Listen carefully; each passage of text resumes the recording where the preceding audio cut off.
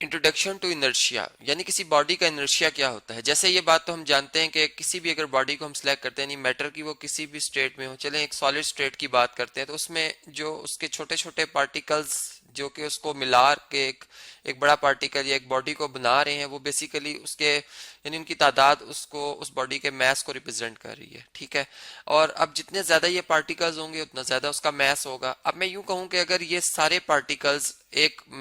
यानी ऑब्जेक्ट के मैस को रिप्रेजेंट कर रहे हैं और ये सारे के सारे जो है अपनी पोजीशन चेंज नहीं कर रहे मेरे रेफरेंस से, या हम यूं कह सकते हैं कि ये स्टेशनरी पोजीशन पर है, तो फिर ये जो है तमाम के तमाम बॉडीज को मूव करने के लिए हमें एक फोर्स दरकार होगी, और वो फोर्स इतनी होनी चाहिए कि ये सारे पार्टिकल्स जो है वो मूव कर सकें। अब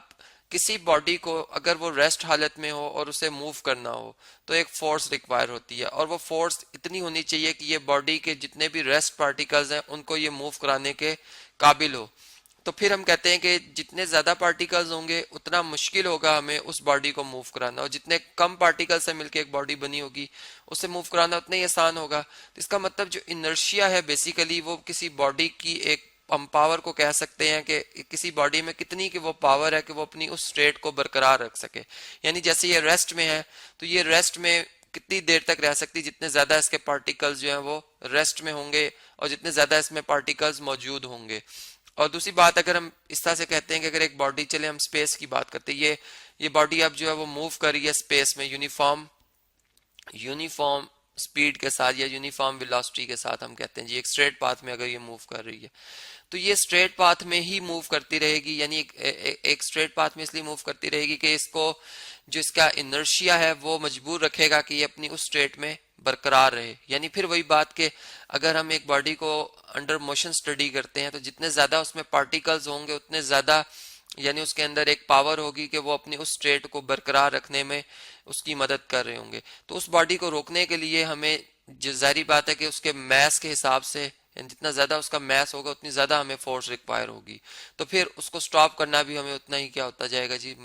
मुश्किल होता जाएगा। तो बिल्कुल इसी बात को जो कि हमने इनर्शिया को समझा कि इनर्शिया किसी बॉडी की पावर का नाम है जो कि उसको उसकी स्टेट में कायम रखने में मदद देती है। वो चाहे रेस्ट की हो तो उसको रेस्ट में रहने देगी, और अगर वो मोशन में है, यूनिफॉर्म मोशन में है, तो वो यूनिफॉर्म मोशन में ही उसे रहने देगी ता वक्त के उसके ऊपर हम कोई एक्सटर्नल फोर्स अप्लाई ना करें। अब देखें, हम इसी बात को जो है वो साइंटिस्ट की जुबानी सुनते हैं। यानी सबसे पहले तो गैलीलियो की बात होती, जो कि हमारे पास एक इटालियन जो है एक फिलोसफर थे और मैथमेटिशियन, या हम इन्हें फिजिस्ट भी कह सकते हैं, जो कि 1564 से 1642 इनकी ये दौर रहा है जी, इनकी डेट ऑफ बर्थ से डेथ का। और इसमें अगर हम देखें तो इन्होंने जो बात की थी इनर्शिया के हवाले से, उन्होंने कहा था कि अगर आप दो मुख्तलिफ ऑब्जेक्ट्स लेते हैं, अब वो सेम सेम मटेरियल भी हो सकता है और डिफरेंट ऑब्जेक्ट भी हो सकते हैं, लेकिन उन्होंने ये बात की थी कि अगर एक ऑब्जेक्ट में पार्टिकल्स कम होंगे यानी उसका मैस कम होगा, और दूसरे में पार्टिकल्स ज्यादा होंगे उसका यानी दूसरे का मैस उससे कंपैरेटिवली जो है वो ज्यादा होगा, तो जिसका मैस ज्यादा होगा उसे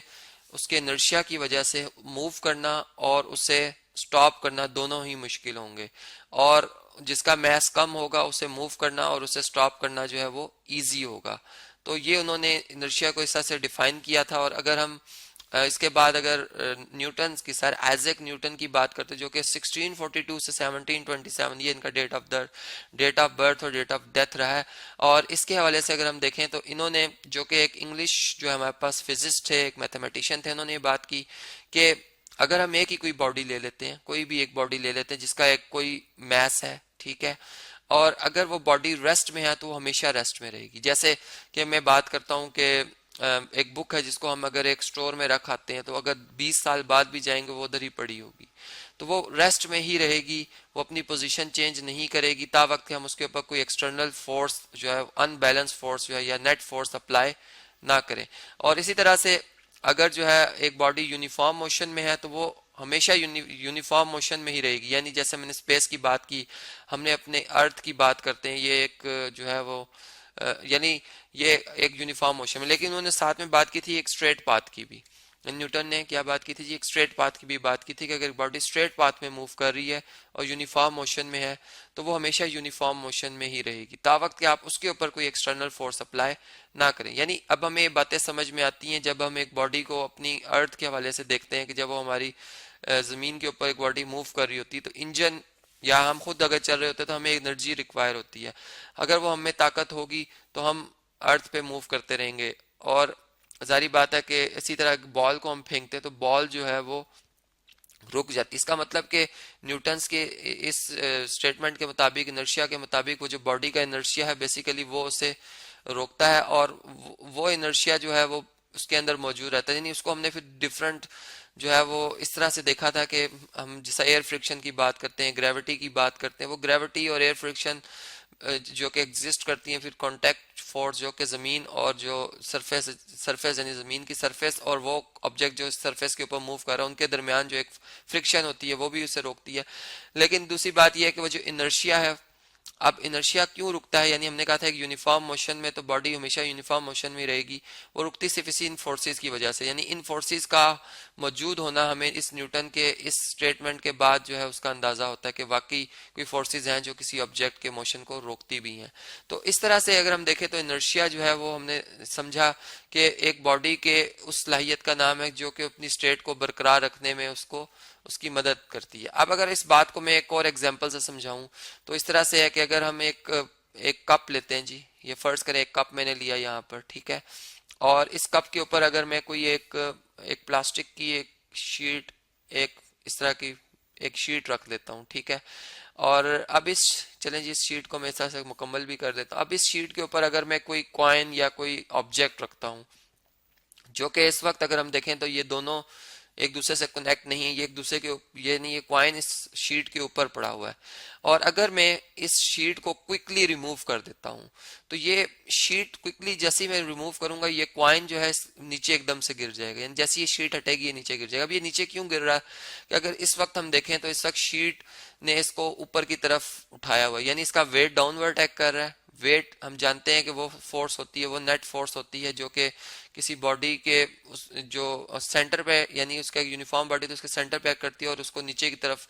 खींच रही होती है ग्रेविटी की वजह से। और नॉर्मल रिएक्शन जो होता है वो बिल्कुल उसी पॉइंट के बिल्कुल ऑपोजिट डायरेक्शन में होता है, नहीं यहाँ पर होगा नॉर्मल रिएक्शन जो कि इस सरफेस का है जिसके ऊपर इस कॉइन को रखा गया। जैसे ही मैंने इसको रिमूव किया तो अब चूंकि ये क्विकली रिमूव करने की वजह से जो इनमें कांटेक्ट फोर्स थी वो इतनी काफी नहीं थी कि वो इसके इनर्शिया को डिस्टर्ब कर सकती। तो वो बॉडी के इनर्शिया की वजह से, यानी मैं ये कहूंगा कि उसके जो पार्टिकल रेस्ट की हालत में थे वो रेस्ट में ही रहे और वो फोर्स जो हमने इस कागज पे लगाई थी वो इसको मूव कराने में नाकाफी थी। तो कागज हट गया और ये बॉडी जो इसके ऊपर डाउनवर्ड वेट जो एक्ट कर रहा था वो फोर्स इस पे अमल दखल हुई और ये बॉडी नीचे की डायरेक्शन में गिर गई और फिर यहाँ पे प्याले में आके जो है यहाँ पर आ गई। तो इस तरह से हमने देखा कि इनर्शिया जो है डेली लाइफ में मौजूद होता है और कैसे हम उसे महसूस भी कर सकते हैं।